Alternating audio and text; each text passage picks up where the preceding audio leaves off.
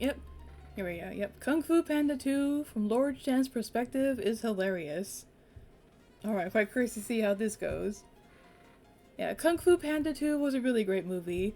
I think another one of those instances where the sequel was better than the first one. At least in my opinion. It was the same with Shrek versus Shrek 2. Same with Kung Fu Panda and Kung Fu Panda 2. In both excuse me. In both cases, I found that the sequel was a bit better than the first one. So, we'll see about this story from the perspective of the villain and see just how. Let's just see how he was trying to do things. Let's see what happens. Alright, ready to dive right in? 3, 2, 1, go. Kung Fu Panda 2, because we all knew I was going to do the sequel eventually. A story of self-discovery, individuality, and standing up against tyranny. But if we shift the perspective from the Dragon Warrior, and instead focus on Shen... Everything must be exactly how I envisioned it. And I envisioned it a little to the left. It becomes a story of what happens if by trying to change your destiny, you inadvertently cause it, basically becoming Eda Peacock. But to imagine that, let me just put you in his shoes. Now imagine that you are Lord Shen, son of the mighty peacocks, the people who invented fireworks, and where others saw celebration and joy in art, you saw warfare. Oh yeah, absolutely. I think Lord Shen is like one of the greatest villains ever put to animation, and yeah, and a huge part of it is due to Gary Oldman's acting. Yeah, I don't think Shen could have come off as intimidating, unless he had the right kind of voice that Gary Oldman has. It takes a very careful balance to be funny but also menacing in the way that Lord Shen is, right? Yeah. I wonder how the characters sound in the Russian dub and in other language dubs, really, because the voice direction goes for a specific thing in most cases. Yeah, like in the way that Lord Shen is portrayed by Gary Oldman. I have to wonder how he sounds in other languages if he carries that same unhinged menace that Lord Shen is known for, right? Yeah, that's a pretty curious thing about. You saw power. You gazed upon gunpowder and thought, what if I put this in a metal tube and fired balls directly at people's faces? You didn't choose to be this enlightened. It chose you. Exactly. But alas, your parents, tyrants disguised as doves, could... Yeah, exactly. Like, it takes, it sounds kind of rough, but to be able to turn anything into a weapon is like a scary kind of ingenuity that, shouldn't be taken lightly, right? You see the gift of fireworks, but to see it and say, oh yeah, that's a weapon, that is a very, very scary, very, very scary mindset to have. Yeah, exactly. I think, the soft spokenness, saved from moments of frustration. I think that's what makes a really scary villain. Someone who's in control until they're not. Oh, the Russian dub was praised by the director. Oh man, if I ever find a way to watch foreign dubs, I'm always trying to find ways because I'm always curious to see how these movies sound in different languages and stuff. Yeah, English movies are, easy to find, but to find a foreign dub, that is much harder to encounter. Oh, yes, yeah, if you find a comparison, yeah, feel free to share it in our Discord server. That'd be really great. not grasp your genius. So instead, they consulted a soothsayer. That if Shen continued down this dark path, he would be defeated by a warrior of black and white. And I mean, what even is that color palette? Still, this threat is existential. Black and white. And a direct insult to your colorful vibes. So, naturally, you do what any rational, emotionally healthy aristocrat leader would do. Genocide. You assemble a wolf army. Don't ask where you got those from. Your royal budget is... you just gotta take a page right out of Fire Emblem's book. Casual war crimes. No big deal. Nothing to see here. Move on. limitless. And you eliminate every single panda. Because when fate gives you lemons, you incinerate the orchard. And what thanks do you get? Do you get your parents saying, wow, our son is so proactive about his destiny? No! They call you names. They say you're insane, a disgrace, a psychotic little peacock boy with explosive tendencies, which frankly is an accurate description, but it's still rude and hurtful. Exactly. You weren't trying to be evil. If someone threatens your existence, well, you have to do what you need to do to survive. And you're not going to self-defense. let some monochromatic mammal stand in your way. Sure, you could wait for them to defeat themselves by their lack of ability and desire to have sex, but hey, you have a kingdom Yeah, to that's conquer. true. So instead of supporting you and acknowledging your greatness, But honestly, though, in a way, I've heard that the pandas in the China Zoo, they have a very hard time getting the pandas to you know, to breed. So I was just thinking, if Lord Shen had just a bit more patience, just wait a generation or two, the problem would have taken care of itself. Oh wow, Wolf, let's see here. Yeah, in a way, Wolf, that is very true, isn't it? Yeah. Ideally, a weapon isn't for using against others. It's a way of saying, I will use it if you force me to. But then you get, ultimate weapons, potentially world-ending weapons. And even in a video game, you're like, Yeah, that's really good for like a philosophical discussion, isn't it? The natures of weapon, human nature, and all that. Because there are psychopaths out there who are like, blah blah, kill man, blah blah blah blah blah. But rational people don't want to use weapons on people. And in an ideal world, you wouldn't have to. But we know sometimes you need to fix reality. We don't live in an ideal world. No, I love it. I love engaging with chat. Don't worry about it. We're not just watching videos. We're also discussing the subject and the ideas that the videos bring up. That's called transformative fair use. But yeah, that is a very interesting philosophy. These characters aren't human, but humans wrote them, so they do human ideas. And you have to ask yourself, is it right or wrong? Is it preemptive self-defense if you're told that you're going to be ended by a black and white warrior? Is it self-defense to preemptively take care of all possible threats to save your own life? Like what is your life worth compared to 500 lives, right? So is it a good thing to take fate into your own hands that way? That's something to think about, isn't it? When does defending yourself stop becoming justified? When do you take it too far? These are the questions.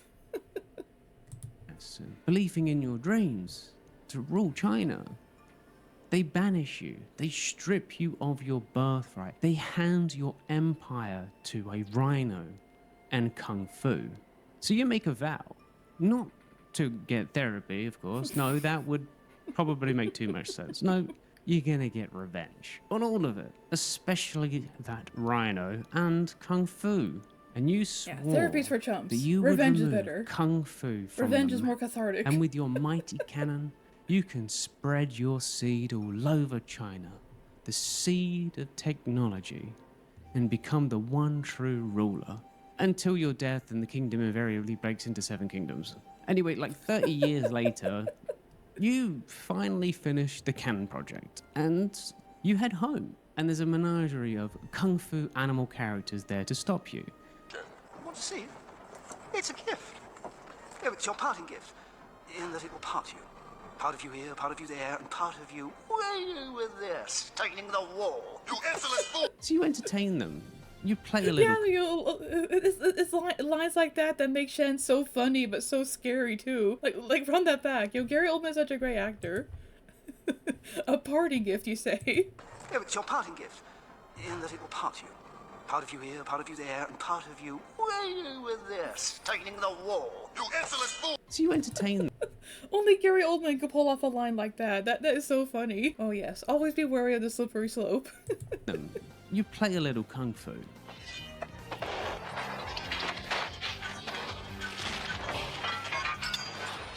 Like, this is a kung fu world, and technically you are like a kung fu master, but that big rhino guy has, the ultimate defensive technique. And that's one of the big reasons why you hate kung fu. Everyone has a gimmick. Your gimmick is science. So anyway, you start blasting. Science, genius, He doesn't logic, even move. things that matter. The sheer arrogance to think that kung fu can stop progress. And he's gone. The only thing left is his staff. And with no one, literally no one, being able to stand in your way, you can turn China into cattle, where you have all of the power. My father. Is that too much for a man to ask? He used to let me play here beside him, promising someday this throne would be mine. Now, imagine you're surprised, though, that you're slowly working on your plan. You run out of some metal, and you send out your men to go and collect some more from, outer regions. And you and this old goat, you've been ribbing it for a little bit. If you continue on your current path, you will find yourself at the bottom of the stairs. No. Because she does bring the smack. Is defeated by a warrior of black and white. And they come back and they say that there's a panda. And not just any panda, a warrior panda. There are no more pandas. You refuse to accept it. Absolutely not. This is not destiny. This is Absolutely not. harassment. No way. Poor eyesight, he can see the truth. Why? Is it that you cannot? One panda lives. That does not make you right. You're right. Being right makes me right. This... Wow, okay. Anyway, a few days pass, and your dogs actually managed to capture this panda. Apparently he came to you, which is really convenient. And it is a bit of a surprise, but it's a welcome one, to be sure. So you do what any Yeah, just imagine that. You think you got rid of the entire opposition, but then, you know, one little one got away from there. Yeah, you need a bit of starkiness from your life in your life, even from someone, you know, who's loyal and cares about you. Who are the next great actors? The same actors all the time. Yeah, Hollywood needs to get new materials. Chris Pratt, I think, is a really great actor. I do. You know, I absolutely love them in the Mario movies. Some people say he didn't pull it off, but you know, I think that he did. Zendaya though, I thought she was okay in the Spider-Man movies. I think she's a pretty good actress, but I don't know. You know, even Chris Pratt, I wouldn't put on the same level as Gary Oldman. You know, the actors that we grew up with, right? That made really great movies. It's kind of mean to compare actors in such a way. You know, not everyone has that, you know, talent. You know, it's still pretty just fun to debate on the side. respecting person with intense anxiety and pathological existential dread, you practice a speech while playing with a knife. But then he comes up, and he's not quite what you were expecting. Greetings, Panda. We meet. Hey, how you doing? My God, the disrespect. He didn't even look at you, and this guy is the one that's gonna defeat you? Some... not to body shame, but some tubby panda? Like, what is he gonna do? Sit on you? Here you were expecting some hardened badass like that infamous Tai Lung legend who tore through a valley and was imprisoned for 20 years. Actually, sometimes you do wonder what happened to him. A lifetime to plot his... Even you know, a giant panda sitting on you, it would easily defeat you. Especially since birds are already so frail, right? You know, a bird has every reason to be afraid of a bear. Even something lazy like a panda. You know, birds are so frail that, you know, if Poe did sit on him, it probably would actually defeat him. Yeah, exactly. Yeah, they're good actors, great actors even, but they lack the sauce, the juice, you know, the aura, the discipline, the respect of the arts, right? It feels like a lost art nowadays. Then he comes to me on his knees. What? A lifetime? Whoa. I did not have a lifetime. Oh, he doesn't know that you exterminated his entire species. This is just some bamboo chewing panda out to play kung fu. And he just starts waffling on and on and on. He's got to be whoa. The only reason you're still alive is that I find your stupidity mildly amusing. Anyway, a little back chat later. Yeah. You decide to fire your Aura, mighty you know, cannon in absolute his aura. face. But then these other creatures of kung fu decide to burst into action, and holy, it turns out they have some moves. Oh.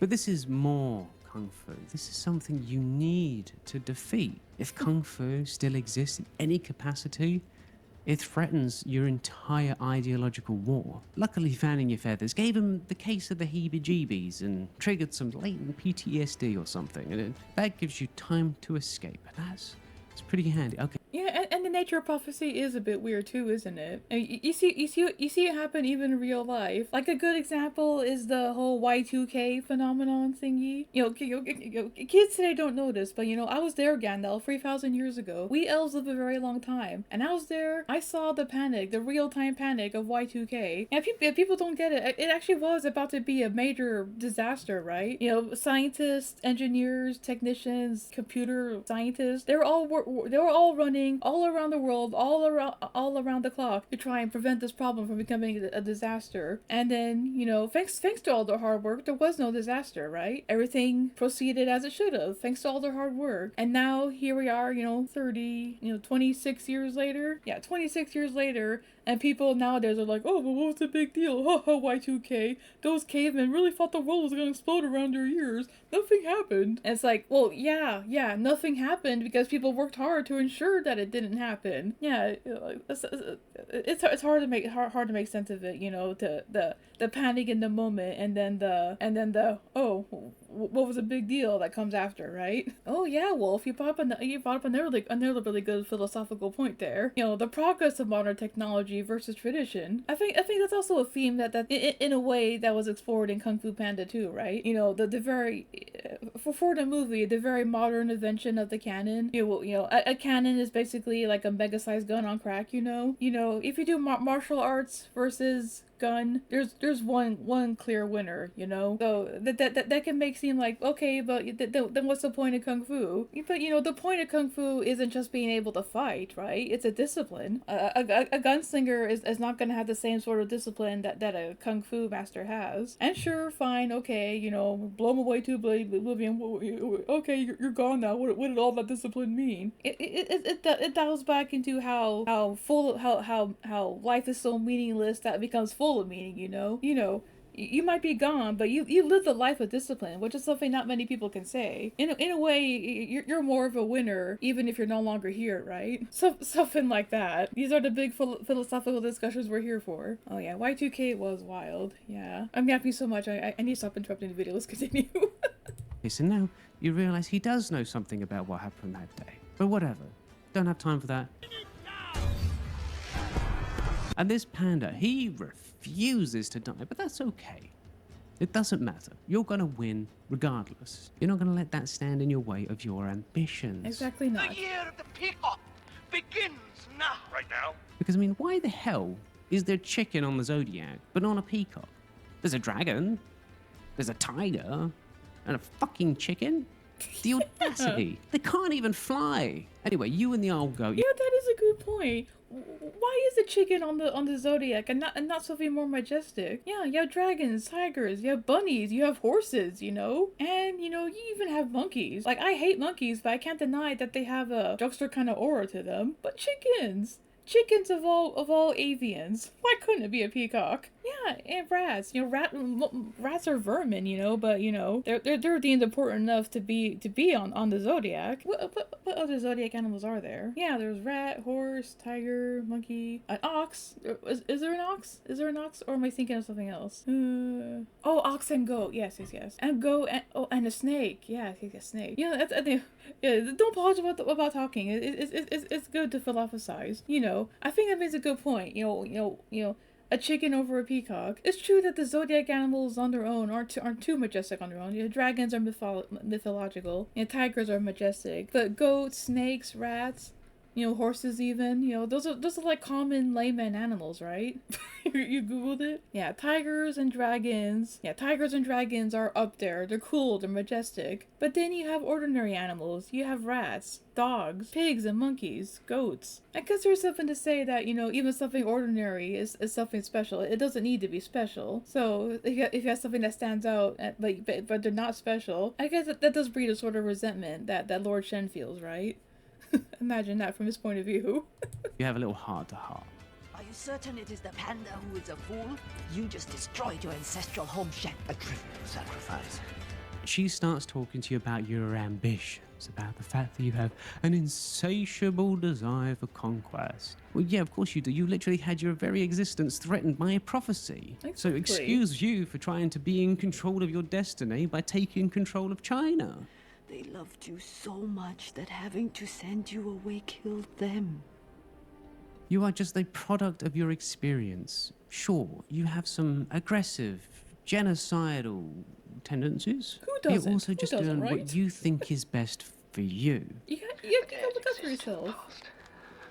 And I must attend to the future. You truly believe that you are the best person to rule China. Oh, bars. Yeah, see, another really, God, this movie was full of great lines. You know, the dead belong in the past. I must tend to the future. A phrase that can be just as self-defeating as it is inspiring, right? You know, a warrior black and white is not a panda. It's a person who achieves balance. Yeah, in the end, you know, Lord Shen, he wasn't defeated by Po because Po was a panda, but it's because Po managed to find a balance. You know, not too strong, not too lazy or anything. Meanwhile, Lord Shen dealt in extremes. Yeah, tending to the future. You know, for anything that you do, you need to find a balance. And the only way to rule is through force. Empathy, compassion, these feelings are of no use to you now. It is time to turn your heart to metal, just like your iron cannons. Goodbye, Shen. I wish you happiness. Happiness must be taken. Oh, but he's back again. Oh, the panda's back. Tell me what happened that night. And this panda is unequivocally an idiot, and he's looking for answers. God bless his soul. It seems like he does understand that you have something to do with his past, but he doesn't quite grasp what you actually did. Yes, I was there. Yes, I watched as your parents abandoned you. It's a terrible thing. I believe it went something like this. So you have a little 1v1. And honestly, he fights kind of badly. Just very good, like really good at not dying. It seems like everything he does is not with an intent. It's just an accidental movement of muscles that allow him to get the upper hand for some reason. Still, he wants answers. He wants the truth. Here's your answer. Your parents didn't love you. Okay, so maybe that was some pretty hardcore projection. But why not, right? He doesn't know that. Well, like they say, you know, every accusation is a confession, right? Alrighty then, with the panda completely taken care of, because I mean, like, if that rhino didn't survive a point-blank blast, there's no way the panda. No way a panda No could, way. definitely not. But in your distraction, you completely forgot he had friends. So you just, you lock them up and continue your plans. Of course, you give them front row seats, a testament, a monument to the era of Kung Fu coming to an end. You are going to be part of something beautiful. Once we reach the harbor, in front of all the world, you and your precious Kung Fu will die. They represent your subjugation Such of great that acting. way of life. I'll say it every time. And the Such day of great acting. conquering comes. Shen, what about the bridge? Nothing stands in my way. And just as you're setting sail, guess who shows up? And I mean, it's like one panda versus panda. like He's back. 10,000 wolves. And thus far, he's only proved to be mildly entertaining and rather mildly good at fighting. And then he says some stuff to you, but yeah, like he's really far away. You don't hear anything. And then he just tosses. That was a really funny part of the movie where Po was giving his big old speech, but because he was so far away, Shen's like, "What?" his hat for some reason. It's like, Take aim! oh, he figured out the weakness of the guns, which is mobility. That's annoying. How can your cannons not target a panda who seems to be just stumbling around? Then he breaks the people free and more Kung Fu masters show up. Okay. And I mean, that's okay. That's not because good. like these That's are not good. Everything's falling some apart. of the Everything's falling last apart. Kung Fu masters of this world. And by killing these fools, you really instantiate your authority in China. And you prove to the world that Kung Fu is a lost and dying art, ready to be forgotten in the past. Just like your parents. It is time to break free of tradition and enter a new world.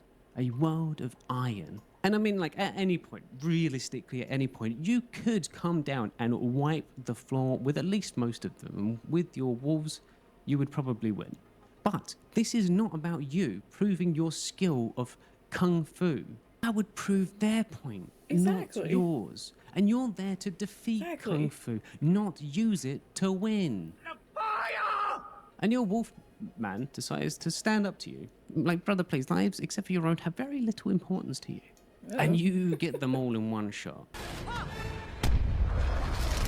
And really proves how insanely powerful your cannons are. And there's no way they could have survived that, right? And even if they did, thus begins your conquest. He really survives everything, doesn't he? Poe's This still panda has alive. some kind He's of still armor alive. that prevents him from dying or losing any battle he fights in. As you wish. Let's finish this. Oh, is he doing some Tai Chi? Oh, come now, Mr. Panda. If Kung Fu's not gonna work, Tai Chi ain't gonna work either. What are you gonna do? Limber up your joints at me to death? Hang on, what? How was what? he doing that? What? He should be furious. You took everything from him. And now somehow the same panda that fell off rooftops and could barely fight without someone watching his back and can now harness the power of Tai Chi to redirect cannonballs? He is a pathetic creature. 'Cause someone without talent or skill, clearly no hard work has been put in. And yet he fumbles from moment to moment, somehow able to do things previously thought of as impossible. Yeah. I thought that was a great demonstration of, extremes versus balance, right? Yeah. And, revenge versus moving on with your life as well. Just because, like I said, Poe would have every reason to be furious, facing the one who genocided his people, right? But instead, even in the face of injustice to the extreme, to take that fury and turn it into calmness instead. The art of letting go is really, really, what word was I thinking of? Oh, I had a brain fart, darn it. I was thinking of a word. Flew right out of my head. Yeah, that's true. It's true that Poe is very talented. Shen doesn't see that, though, because Shen is a little bit arrogant. Shen looks down on Kung Fu and people who train it. So the concept of balance doesn't reach Shen. Because Shen lived his whole life in extremes, anger. It's in the nature of a peacock, I suppose, to be a bit extra. So, the idea of being balanced, of not being, angry all the time. Yeah, so such a concept is gonna be foreign from perspective. Yeah, that's another thing about, extremes versus balance. Shen is extreme, he's arrogant, genocidal, temperamental, if he had even an ounce of discipline that Kung Fu taught him, he probably would have won, right? A superior weapon can win most fights, but if your opponent outmaneuvers you and makes that weapon useless by exploiting a weakness, yeah, the discipline can sometimes win out. Yeah, and exactly. Underestimating your opponents too. Yeah, arrogance is a great way for a villain to fall. Yeah, that brings about the extreme versus balance. I don't know if extreme is the right word. At being extra, being too much. Yeah, extreme versus balance. I think that's a theme that they perfectly embody. Yeah, it's good. Yeah, we had a lot of discussion here, haven't we?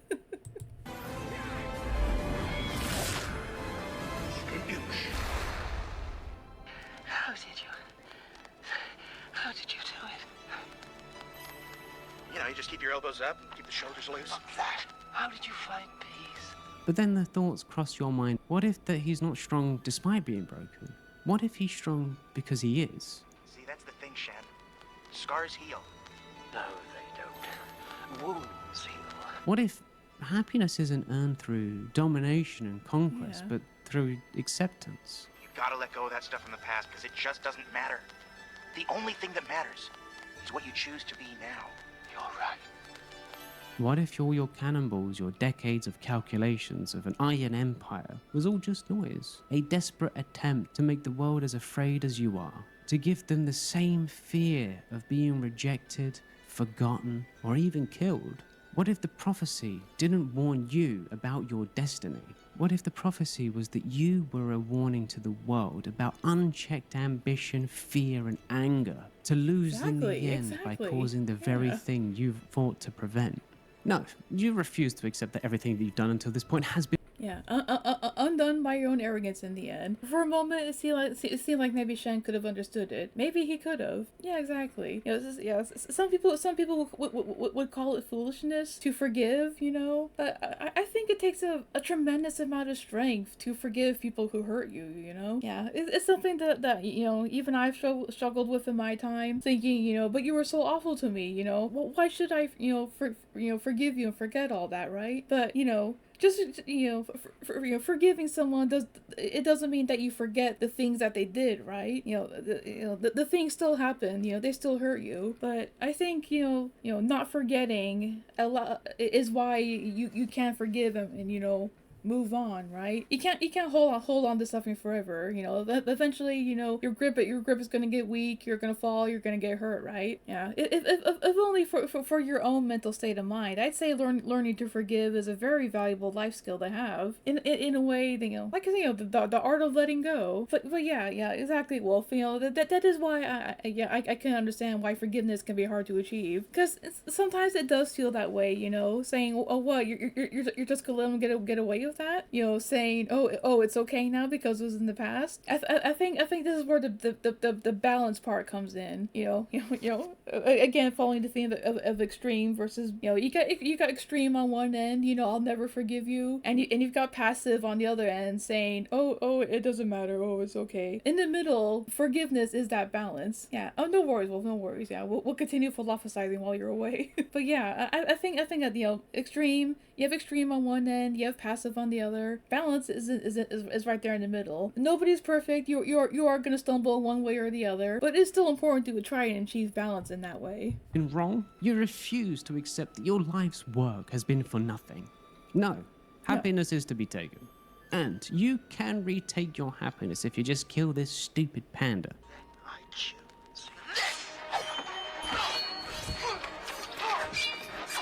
He's not beating you with kung fu. Hell, he's not even beating you with tai chi.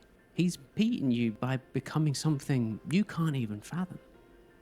Being whole. You were born a prince, trained as a killer, fought to control your destiny, and crowned by fear, the feathered savior, the metal messiah. He was born a nobody, lost to obscurity, somebody who didn't even know who he was, and somehow made peace with himself. And no matter what happened, always got back up and fought.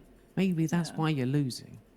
Maybe Perhaps. that's why you always will. Maybe. Because you can never be an orphan with a savior complex and plot armor.